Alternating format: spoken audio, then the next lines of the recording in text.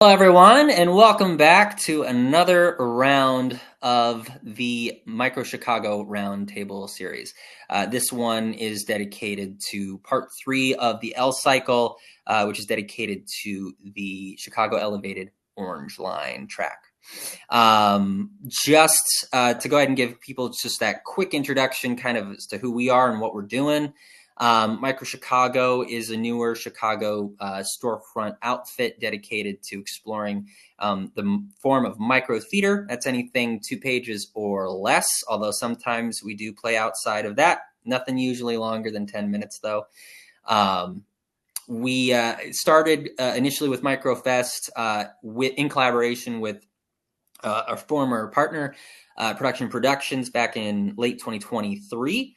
Over the past year and a half, we've managed to make our way through we'll be finishing next week, but about 3 of the Chicago L train tracks, in addition to also at the beginning of this year bringing on 4 ensemble members in our inaugural playwright residency, which we'll have our next one rolling out in May.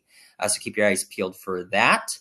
Something that we're really interested in, obviously with our namesake, Chicago in the name, is just continuing to explore aspects of the city that we live in and the city that we're making art in and of and for. One of the very integral parts of Chicago for many of us is the public transit, which can be great. It can also be challenging at times, but something that we knew early on in our kind of inception was that we wanted to embrace the challenge of compiling and commissioning a complete collection of plays dedicated to all 145 of the elevated train stops in the city. So by end of next week, we will have completed the 3rd iteration of that, which again is dedicated to the south and southwest sides Orange Line. I'm talking a lot, so we're going to go ahead and pivot over to 2 of our wonderful playwrights, both actually embodying 2 different aspects of the Orange Line in the Loop and in the Midway branches. I'm going to go ahead and let them introduce themselves. If you want to go ahead and give your name, pronouns if inclined, and just share a little bit about yourself, kind of a micro bio, if you will. How'd you get here? If you're from here, where are you at? Yeah, feel free. Let's go alphabetically. So let's start with ANDIE DAE.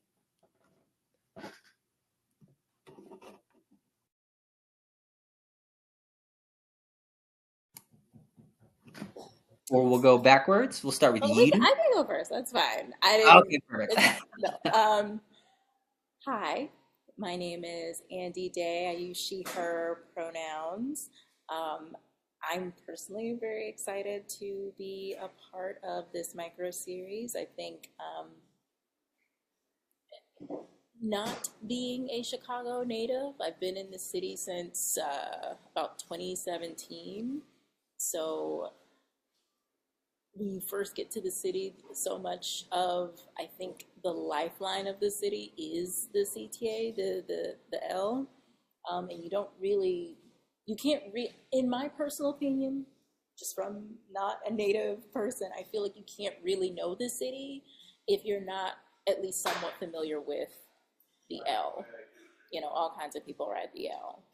And I was really interested in this particular series because it opens the audience up to this very ubiquitous part of their day, ubiquitous part of their life, but like there's still a very real sort of detachment that people have when they ride the L. You're in your own little bubble, or you try to put yourself in your own little bubble, but I think there's like this book of obscure sorrows, and there's like a word, totally made up word, about how there are like so many millions of people in the world and you're never gonna know their story. And so much of being in a really big metropolis like Chicago and being on the L, whether you realize that that's a feeling you have or not, that is a very real experience. So my particular background is principally in the craft of acting. I call, it's not really funny, but it is. I hope it's funny. I say like the lowest form of life is being an actor. There's like, there's like sponges, and then there's like, snails and invertebrates, and then underneath, under the mold, are the actors. So, so there's that. And I apologize for the noise. We kind of discussed why I'm here and not at home. I don't know if it's any quieter here now, but it's fine. It's fine. It is what it is. Life happens. It's Chicago. Welcome to the real world, baby. But otherwise, I'm just really excited to be a part of this series. Really excited to work with incredible creatives like Yiidum. Yiidum, did I say it right? Close enough. Yiidum. Yiidum. Okay. Yiidum. Cool. And just being a part of this and working and collaborating with different artists, I feel like that is, especially in these particular times, we are in not even a full 6 months of the second Trump administration, and it is becoming increasingly clear to hopefully everyone the need and the honest, like, just necessity to create community wherever you can, however you can, be that whatever community you belong to, cultivating that community and making it, shoring it up is like the only way you can survive a thing like this. So collaborating with creatives, being a creative, that's how we're gonna do it. I'm done talking now. Hello, everybody. My name is Yiidum Charles Wiba. I'm from the south side of Chicago.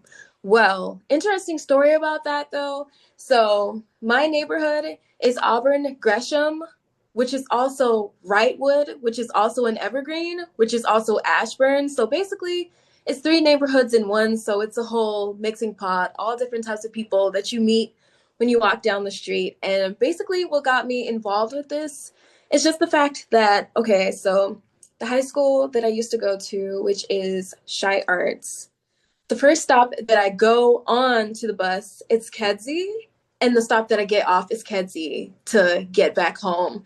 And so when I get off, it's just 4 blocks from my house. And so Kedzie has always been like my bus route, my familiarity, and just always where my family is. And there's a lot of stories that you can tell with the bus routes that you take. And personally, for me, the Orange Line means a lot to me because it always helps me find my way back home. And it's always the easiest bus route to take. It's the first bus route I actually ever learned how to take, was the Orange Line, because I used to be so bad with directions. It is not even funny. And also, like Andy, my first love is definitely acting, but also singing at the same time, because I could sing before I could talk and make sentences and walk. My mom would like sing to me in my sleep. So then I was always just making lyrics and writing and doing this and that. And the arts is very important to me and the Orange Line, because you can tell your story and find different stories from the bus route that you take. So yeah.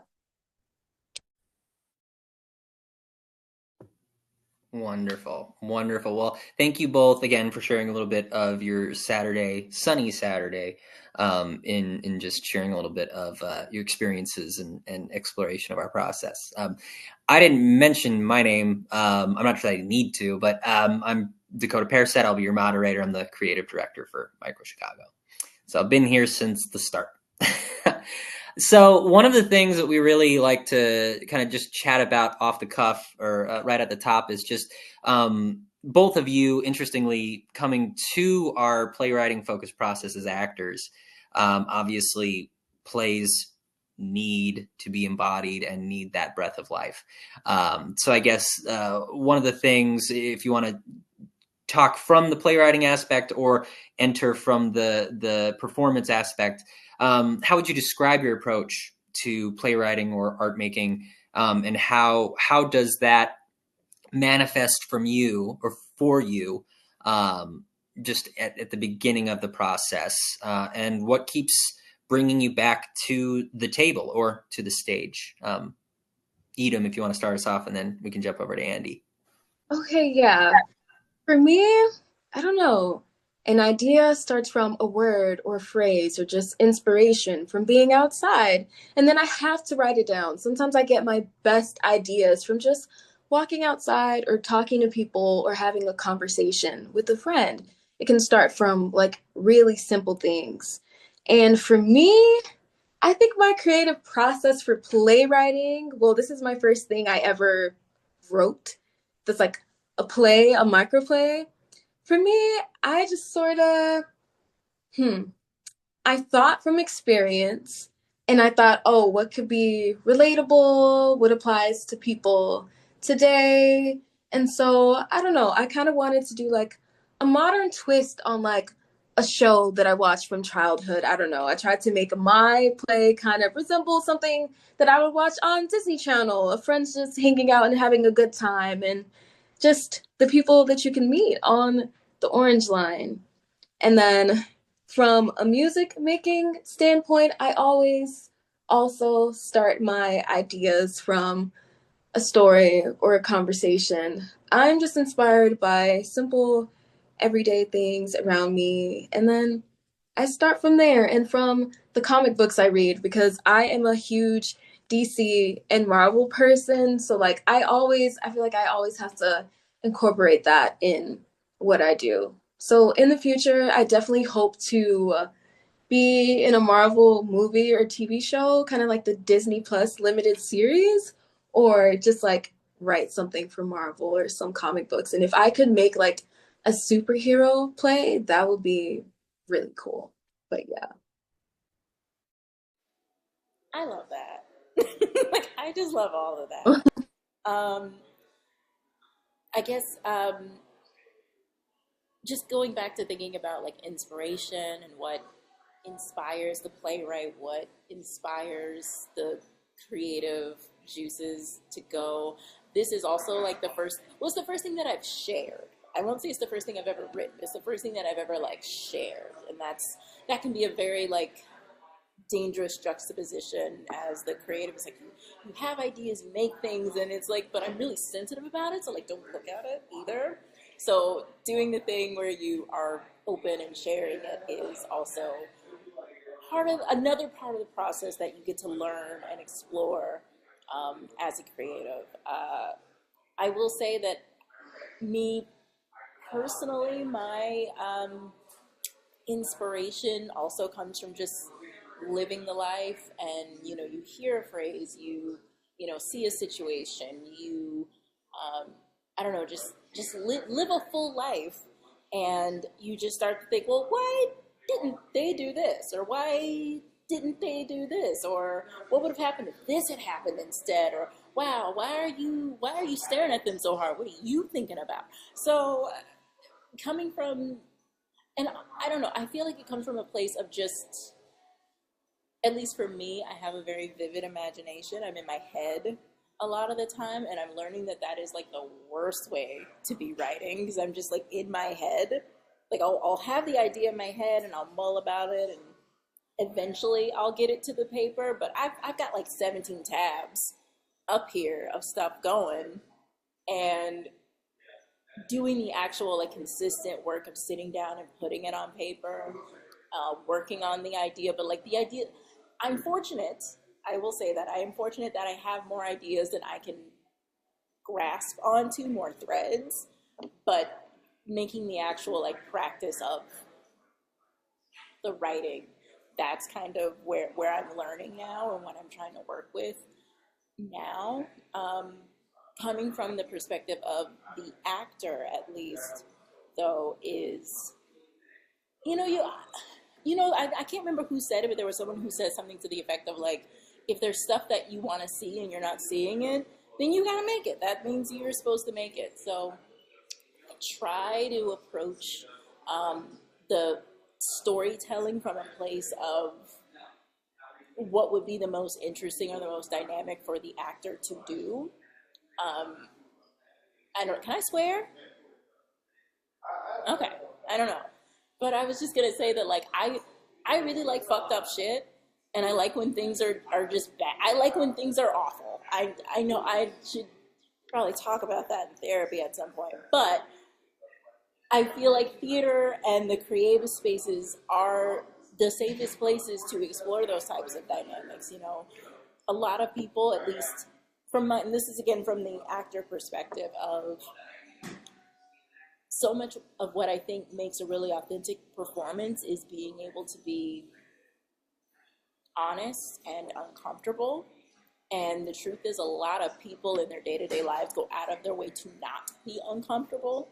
So going to the theater space, going into a, I don't know, you go to a movie, you go to sit down and watch a TV show, you're watching it to watch conflict, it's a safe place to watch people live and die and fuck and kill and hate and like all the horrible things about humanity. It's the safest place where you can explore that and there's zero consequences versus whatever the fudge is going on with the Trump administration right now. I don't even like saying his name. I call him the Hornge, just the Hornge. So, but I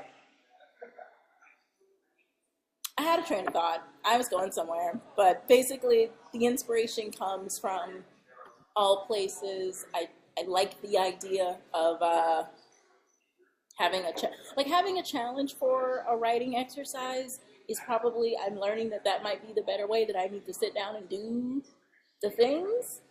Because like I said, I have the ideas, but it's like, okay, sit down and do it. But if I like give myself the challenge of like, well, do you remember those series? It was like, I don't remember if it was on Twitter many moons ago or if it was on like Reddit, but it was like 2-sentence horror stories. Just 2 sentences. Horror stories. And they were horrifying. So I think coming up with the different challenges of like, okay, how do you tell a story either as succinctly as possible, or how do you get to this resolution as, I don't know, elaborately as possible? Just that's my work now. It's a little bit so.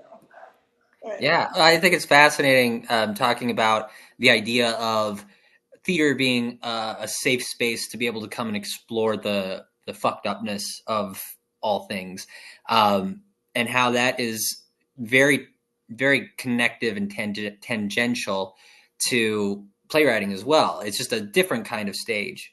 It's the playwrights stage, I guess, for lack of a better term, to be able to also dig into and explore that. Yiidum, you got your hand up. Yeah, I was gonna say something about what Andy was talking about.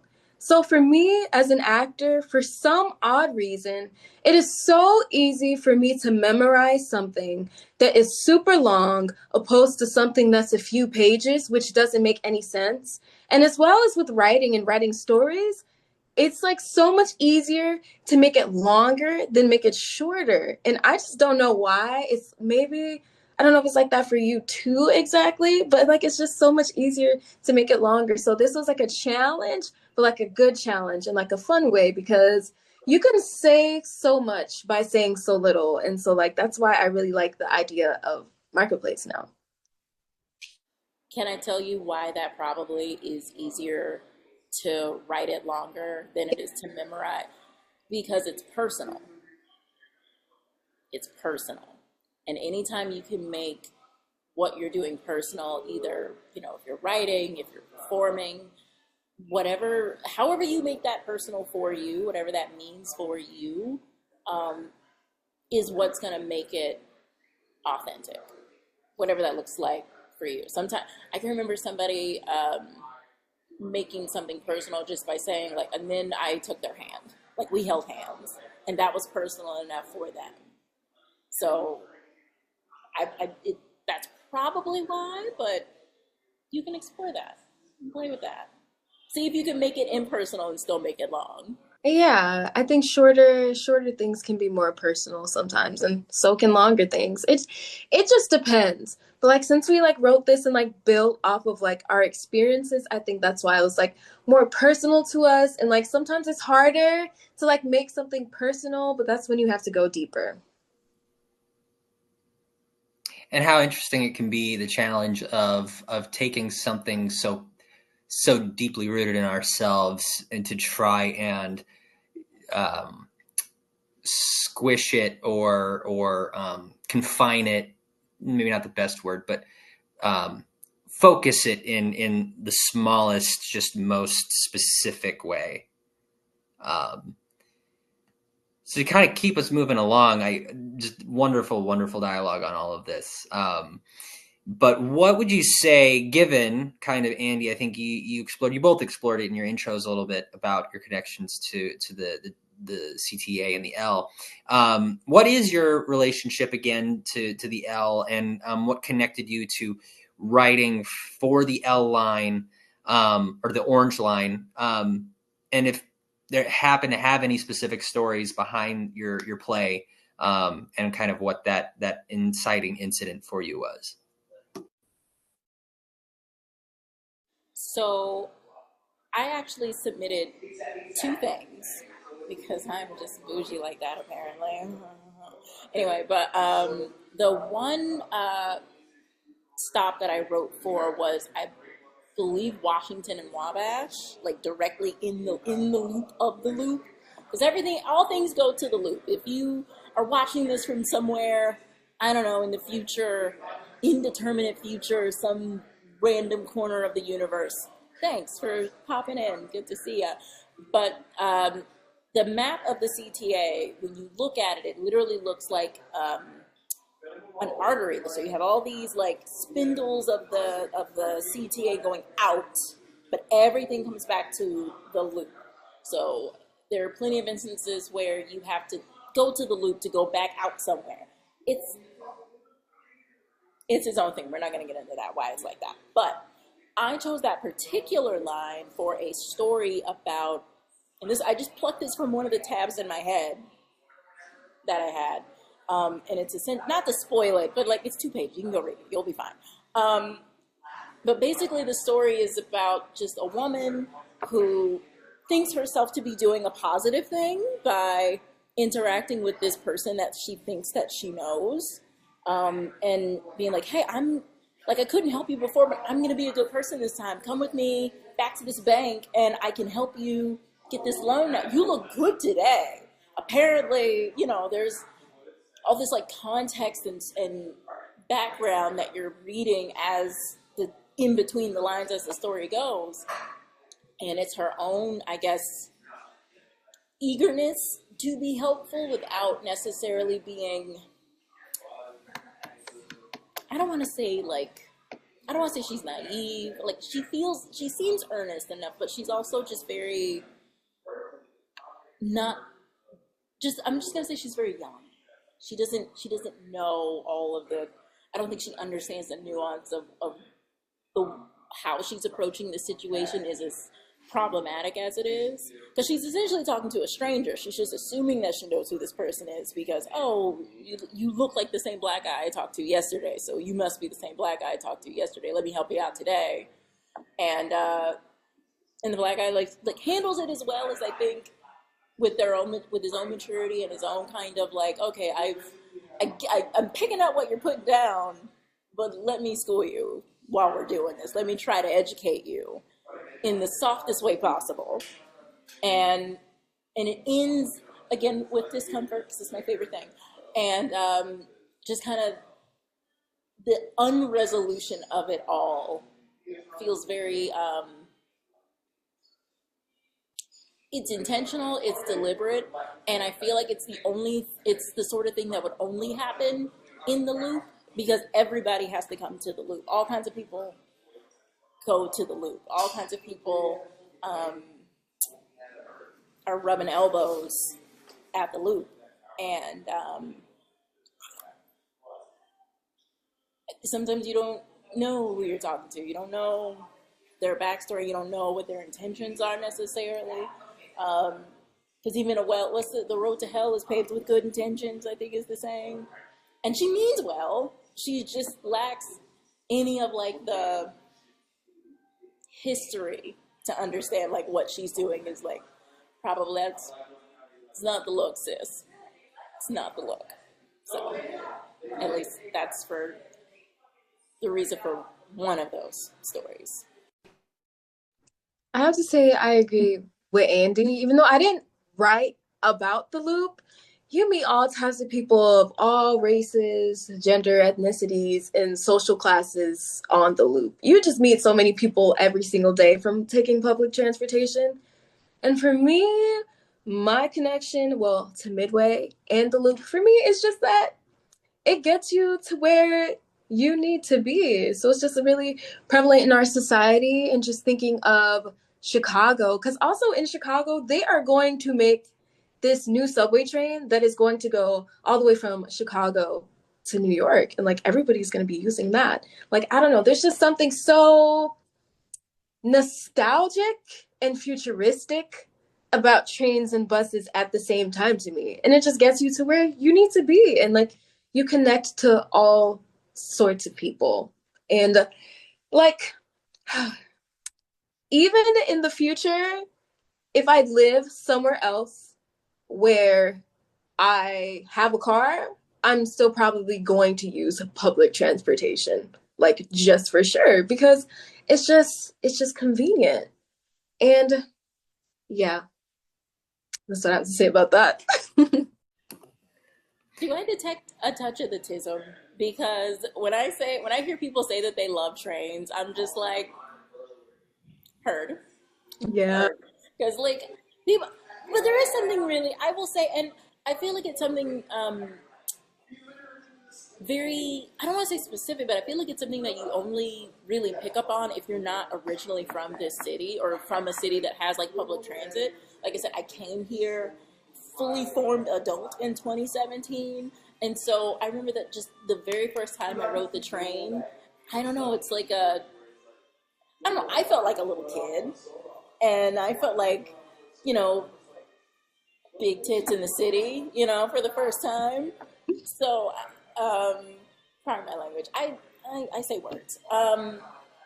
But I think if it's something that you just grew up with and you just like, oh, that's the train. That's how you get from point A to point B. Like I grew up in a city where there is no real public transportation. You either walk or you call Uncle so and so and try to bum a ride to get from point A to point B. So just having really the freedom as like a young person to be able to just be like, well, I know I want to go to such and such, but we can just take the train and go to there. I find that very like that intrinsic liberation that you're just like walking around with all the time as a native Chicago person. I feel like that's a thing that you don't even think about or intuit until you like go somewhere else where it's like, oh, you kids can't go nowhere? Oh, that's gross.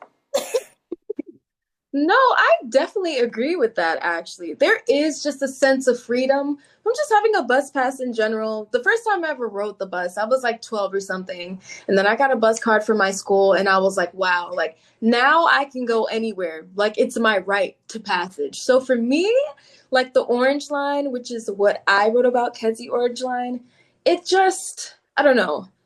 It just gives me a sense of safeness. And that's why I wrote about it, because yeah, if you don't understand like the train system or the bus system, it can be like really tricky at first, but there's always somebody around you that's going to be like, oh, you just go to this stop and this stop and this stop, and like you get to where you need to be. Like people are so helpful in Chicago, and especially on the Orange Line, I'll say people are helpful for where you need to go. And you learn so much. You really learn a lot about, especially like I can't imagine. My mom would never have let me have a CTA card at 12 years old. Be like, just the city's yours. Go explore. She would never. She doesn't.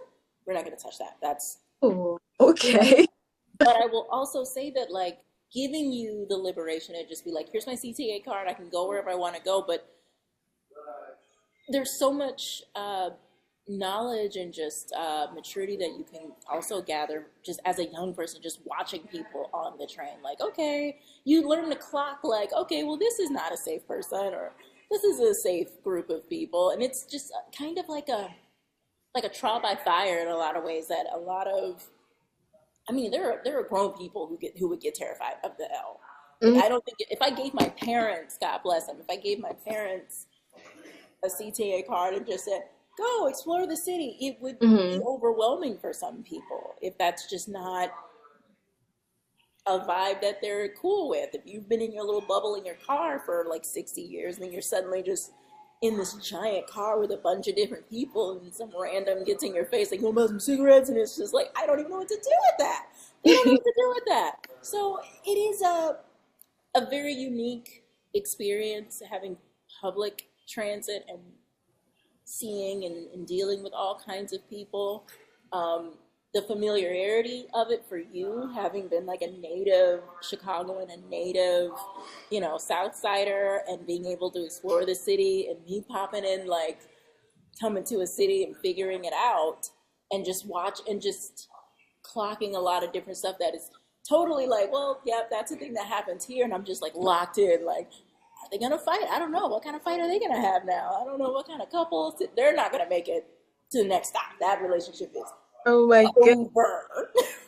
After like the 12th time of going on the L train or just the Orange Line, I think you get used to it. The same people go on so often because it's just familiar to them. So they just like to keep doing it. Even if they don't have to, they'll go on the bus or the train. Yeah. Well, I think someone kind of mentioned it earlier, right? It's an interesting concept of rubbing elbows and having these like unspoken relationships with these, almost thousands of people over the many different um, times you use the train and whatnot. It's definitely a unique thing in, whatever city that has transit, but also I think for us as three of us as performers in our own respective ways, it's a fascinating character study as well. Just the different people that you can see and the different ways in which people interact. So kind of to pivot then into our final little bit here, again, either from the performer aspect or as newer playwrights are exercising playwriting for the first couple times. What were challenges or discoveries or other things that you maybe found in flexing that muscle or in exploring this kind of what we like to call the infinite space of small? And what are ways do you think the form can continue to grow and evolve? I would say the welcome challenge, or like, because like I said, I write for myself. I put my own stories down, and I have like I'm discover what it is that I am. I'm a binge writer, which is the worst kind of writer to be. Don't be a binge writer. Please develop a habit. Don't be a binge writer. Don't do it. It's not. Don't do that.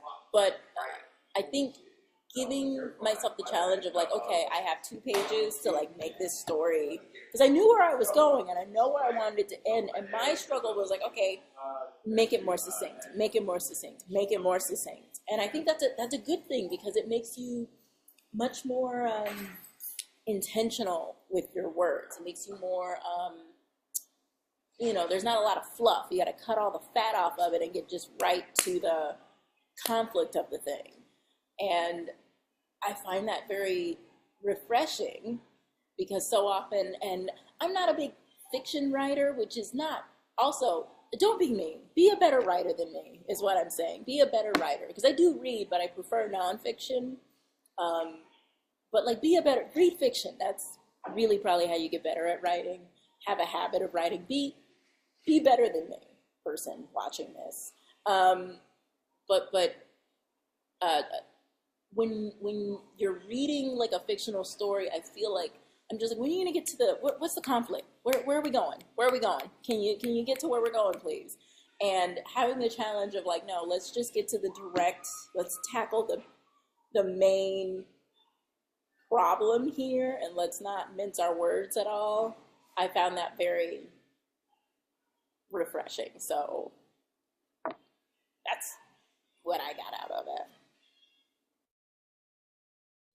For me, I would probably say the challenge was staying on topic of the story, because when you make a microplay, it's so short that you can't like go into like so many subjects. You have to like stay in your little bubble of what you're writing, and then just like overthinking for me, because I don't know. For me, I really wanted to make it relatable and funny at the same time. But at the end of the day, I was like, I'm going to make it authentic to me. And then maybe someday somebody somewhere will read it and be like, wow, like this really captures Midway or the Orange Line. So, yeah. Amazing, amazing. Um, it's been definitely an ongoing process of exploration and growth, and so I just have to say first and foremost, again, just thanks to both of you for being open to the challenge and the opportunity to explore.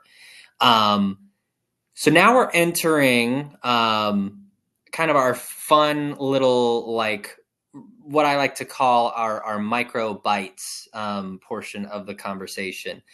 So this is just kind of a lightning round of about 11 questions, very, very quick, rapid pace. So just kind of impulse, first thing that comes to mind, kind of loosely on Chicago, but also not fully dedicated to Chicago. There's some Chicago ones, and then there's some also just larger artistic questions.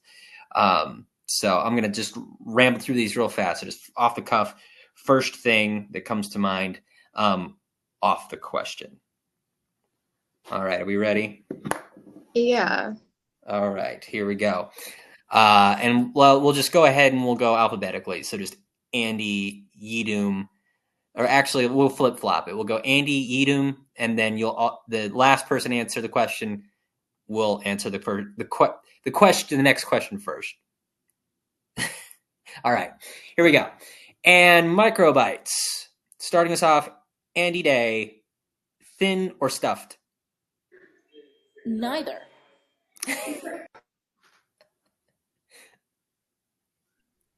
Yiidum, thin or stuffed? I think you're talking about pizza, and I like stuffed crust pizza. It's better. It's way better. That's the only choice. All right. And Yiidum also I put best Chicago food.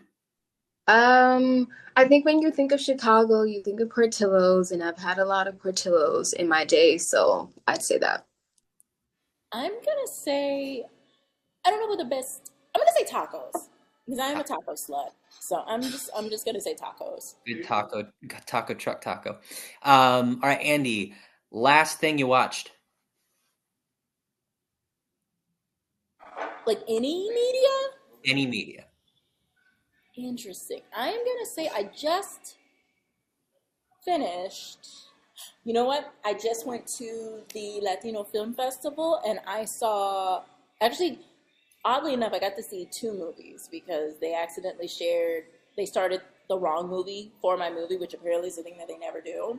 So the last two movies I saw was a Chilean movie called Maybe It's True What They Say About Us, and The Most Feared Skin. Yiidum, last thing you watched?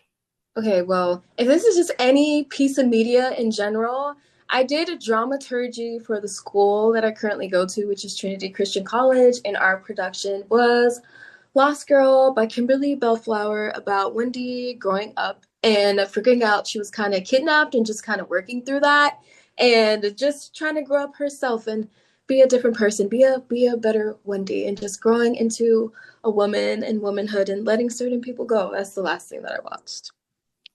Awesome. And now the last thing you listened to? The last thing I listened to? I don't want to feel like I'm gassing myself up, but I'm working on a collaboration. I'm working on a song right now, so I was listening to myself. I was listening to my verse. I was doing a remix of Trust by Keisha Cole featuring Monica, so my verse. Yeah. Okay, Beyonce, feeling yourself. Okay. Um, last thing that I listened to, like, deliberate. Actually, you know what? I Googled a song that I hadn't heard in a minute. And I don't know what made me come back to it, because I used to listen to it fairly heavy in rotation just in the last calendar year. But it was Chelsea Wolfe's The Warden from I think it's Pain is Beauty album. All of her stuff is really dark and lovely and terrifying. But again, I'm into that shit. So sounds like you. Yeah. What, Andy, would you say is your favorite Chicago spring or summer activity? Oh, the street fests, like the neighborhood fests. So like you can make a whole summer like itinerary of just hitting different neighborhood fests. Like Wicker Park has a fest. Logan Square has like an art fest. Andersonville does like their ABBA thing. Midsummer, yeah. Yeah, so like just the summer fest, there's like food trucks. They're overpriced, but like they know what they're doing. It's fine. And you can just walk and eat and talk to people and mostly eat and do like a taco crawl, do like a burger, like different little neighborhoods will do like I live in Rogers Park, and I want to say, I don't know if they're gonna do it again. I need to write Maria Hatt and be like, hey, can you maybe have this thing where they do like a taco crawl? So we have like dozens of like taco restaurants down here, and one year they did like a thing where like they were like, hey, do a crawl, like a beer crawl but for tacos, and I was like, that they should do that. Because it's a good idea. I was going to say that you quite literally stole my answer. So I have you spot on every single thing that you said, but also with the taste of Chicago added on. Like, I don't know, like summer is for food and walking around and being in nature and having picnics. Like, you just got to try all the Chicago food and just be immersed in everything. But also with theater, but this is like year round. The industry nights where there's like agents and different people and everybody comes together and you just watch shows. So theater in Chicago, and food trucks walking around. Yeah. Is there a favorite spot off of either the Orange Line or the L track, or just I guess in the city in general? Now I don't have a favorite spot off of the Orange Line specifically, but I will say a spot that's actually really cool that's like right under an L stop, under the Fullerton Red Line stop. If you go maybe a block or two east, there's a place. Doghouse? I think it is called Doghouse. Love the Doghouse, yeah. And every kind of hot dog you can think of. I really mean every kind of hot dog. There's beef hot dogs, veal hot dogs, rabbit hot dogs, Wagyu hot dogs, alligator hot dogs. Just a smorgasbord of like meat, and you can put whatever you want on it, and then you put it in your mouth, and it's great. It wasn't supposed to sound like that, but it's good. It's just a thing you can do off of the Red Line. Well, a rabbit hot dog doesn't sound like something that's like edible and that you're supposed to eat. I guess maybe it's good. I don't know. Street meat, roadkill. Oh my gosh. But for me, I think, Harold Washington, because then it's right by the Harold Washington Library that's like really huge. There's like 1 million floors in there, and they shoot movies there sometimes. I went to an audition over there before, well, a couple of times, and it's just really pretty all around, and just like being like in that area. Like, I could probably go on the Loop or the Orange Line and just like stay on there just for the site, just to look around. I should do that. You should do that. Chicago's a beautiful city, and you can totally do that in the Loop. And Harold Washington is a gorgeous library. Like it's definitely one of those like city landmarks that I don't know that a lot of people really appreciate, because you go to like different library. Like, I grew up in the South, so eating rabbit and alligator and squirrel brains, that does not. I'm cool. It's not that big of a deal for me. But the Harold Washington Library specifically is like a very unique and beautiful piece of architecture, and you could totally just like get lost in there looking at stuff. Seventh Floor has probably one of the most prolific script collections. If you ever have an afternoon, it's just an amazing, and it's meshed with different poetry as well. It's like scripts and poetry, and it's a good time. Nice. Let's see. I'm not sure who's starting us off, but this is our second to last question. We need more blank in the world. We need more compassion in the world, because if everybody was compassionate, then the world would be a better place. And I think it's just really simple to be nice to anybody and just to care. People should care just a little bit more. I love you. I'm so inspired by your youth. I'm very inspired by your youth and just your optimism. What do we need more of? I'm gonna say we need more. I don't know. More. I'm gonna say more art. I'm gonna say we need more creatives to do things. Like whatever Hollywood is doing, and if you're watching Hollywood, I don't know why you would be here, but you should be doing better. You got resources to do better and you're not. And I'm just going to say it, Hollywood kind of sucks now. Come at me, bro. Here's where it's at. And on that, our final micro bite, when you're not writing, performing, you are blank. I don't know if this is my question, but I have two answers, because I will either be in the library on the floor reading books under a staircase, or at Barnes and Noble doing the exact same thing. What am I doing? I'm usually like in my head imagining what I should be writing, or I am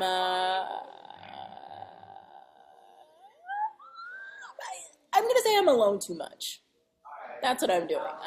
I'm alone too much. I think I still like that. Though. So nothing wrong with being alone too much. All right. Well, that leads us kind of into our conclusion here.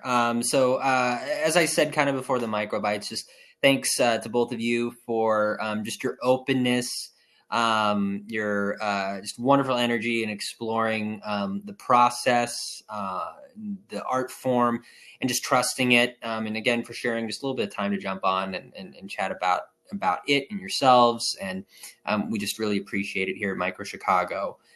Something that we love to do is just kind of leave the conversation with kind of what all you are, and as you are multi-hyphenates, I assume working on many things. So Yiidum, if you want to start us off, and then we'll close out with ANDIE DAE. What are you doing creatively or otherwise folks can come see, hear, and experience? Okay, well, right now I'm focusing on school because I'm a theater communications student, but later in the year I will be filming some things that will be coming up, and earlier things that I filmed earlier in the year, and soon you should be probably looking forward to music that I will be releasing. So yeah. Drop that SoundCloud.